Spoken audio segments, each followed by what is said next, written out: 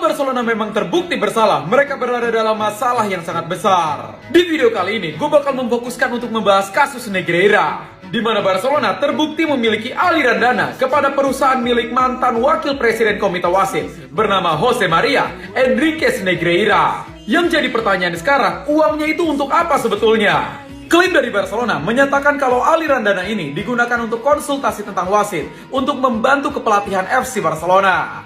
Tetapi ada kejanggalan. Luis Enrique yang menjadi pelatih FC Barcelona selama 6 tahun menyatakan kalau dia tidak pernah menerima laporan tentang wasit sama sekali selama eranya menjadi pelatih. Sama halnya seperti Valverde, di mana dia menyatakan tidak pernah menerima laporan tentang wasit sama sekali seperti klaim dari FC Barcelona. Kalian pasti ingat di mana Messi berhasil memenangkan sextuple bersama Barcelona kan? Dan di tahun yang sama, Barcelona membayar Negreira 2 kali lipat lebih banyak. Dan di tahun yang sama, mereka mengalahkan Chelsea dengan cara paling janggal. Mungkin kalian sampai sini masih bingung, siapa sih sebenarnya Negreira? Dia adalah mantan wakil komite wasit di Spanyol, dan dia bisa memilih wasit mana yang harus memegang pertandingan apapun. Semuanya sesuai kehendakan dia.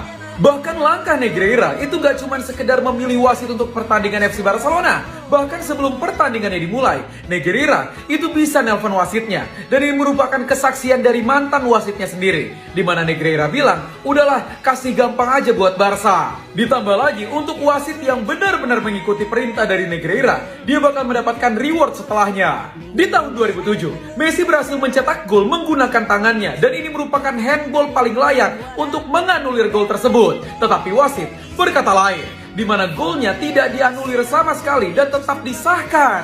Dan wasit yang sama yang berhasil melakukan blunder tersebut malah dipilih untuk memandu pertandingan Copa del Rey final. Dan tebak siapa yang memilih wasitnya? Udah pasti Jose Negreira.